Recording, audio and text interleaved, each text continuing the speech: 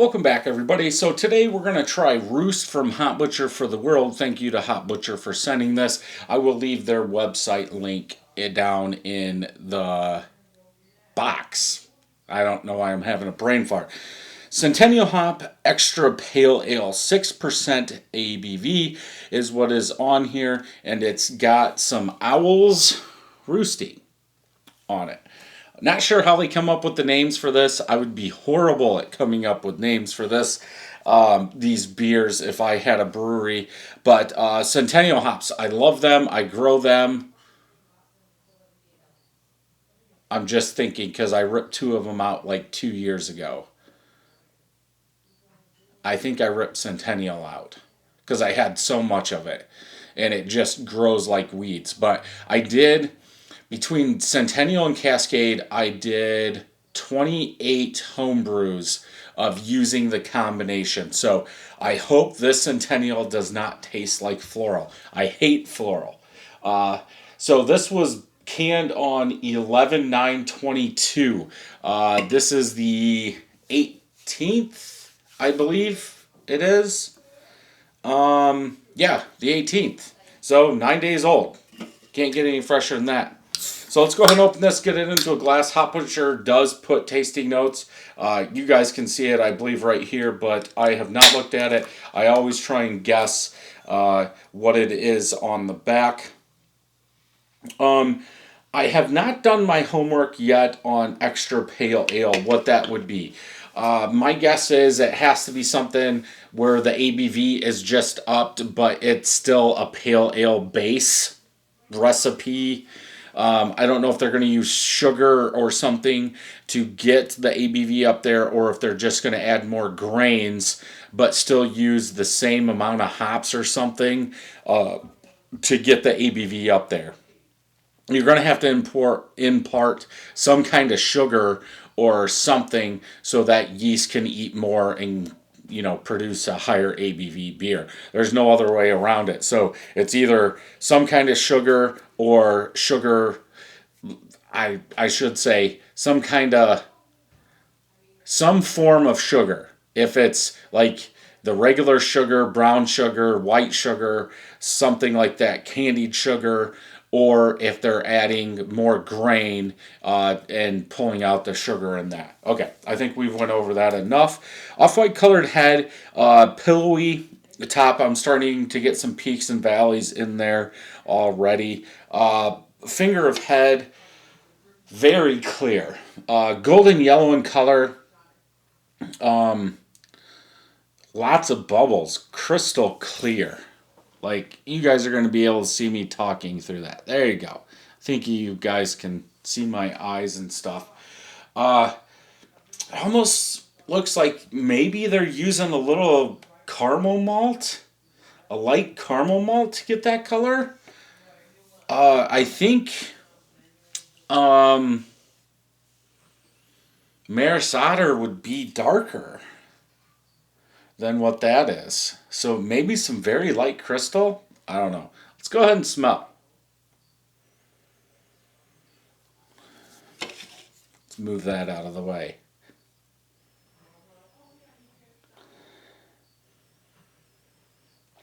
Definitely some citrus. Pine citrus. I don't know if that's sweetness.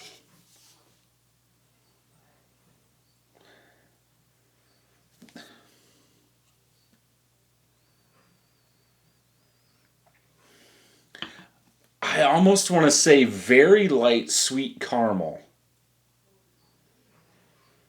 Why am I getting that? It does. Like a very light sweet caramel is what I'm getting. I'm still getting that citrus, that pine. I think that comes through. I don't think there's floral coming from this. I don't know if it's because I said caramel malt.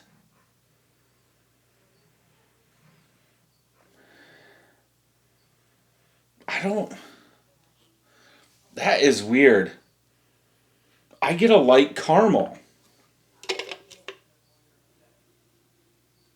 That doesn't smell like it.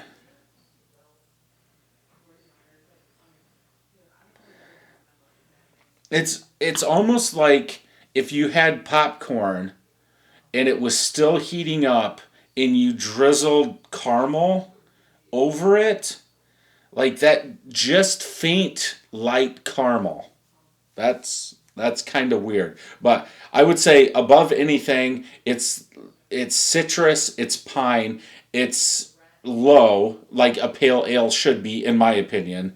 But yeah, that light caramel is underneath that citrus. Let's go ahead and taste.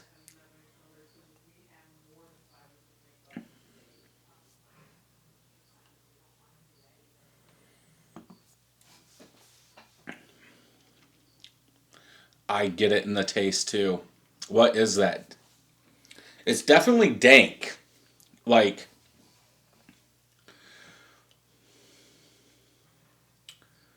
huh. I get the citrus. I get the pine. There's definitely some rind. I think I would go from doing all those home brews. I don't want to see the back of this. From doing those home brews, that I'm gonna say again that light pine or light caramel. I didn't get. I believe that's from the crystal malts they're using, if they're using any. I don't know how they made this.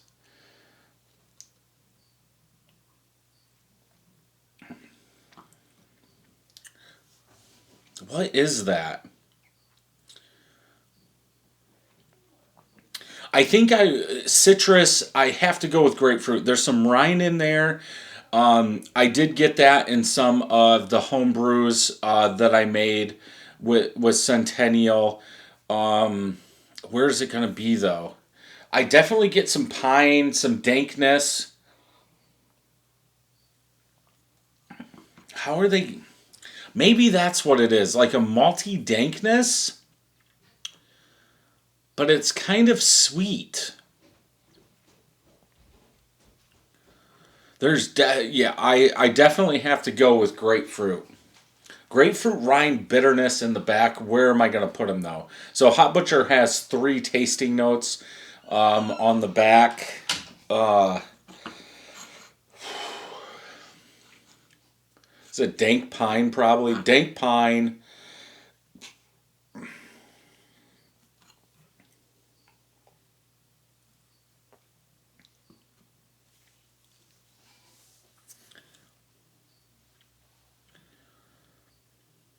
I almost I almost want to say I'm picking up on some floral. What are we going to do? Grapefruit. So dank pine, pleasant citrus, something grapefruit. I'm trying to think what they've used in the past.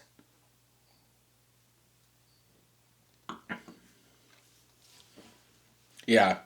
There's some I'm not getting that light caramel. If anything, I would say some floral, but I don't think they're going to say that. Uh I almost want to say sweet grapefruit. I know that's not going to be it, but we'll go with that. So, dank pine, pleasant citrus, something sweet grapefruit. We'll do that. Let's see how bad I did. Score. Uh,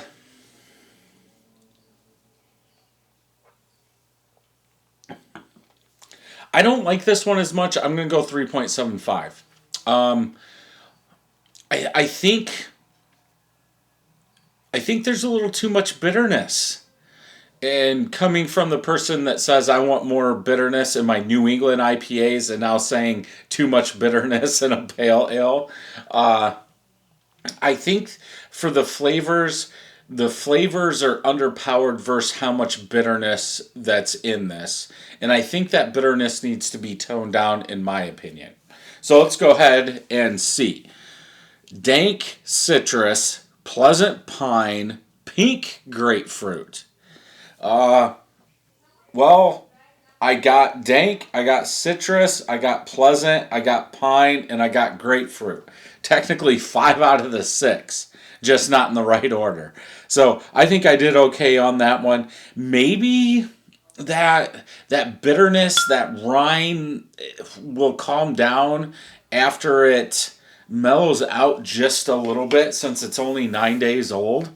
But 3.75. I don't have another one, and I think it's cool of Hop Butcher. So this month's box that I received had 12 different beers in it.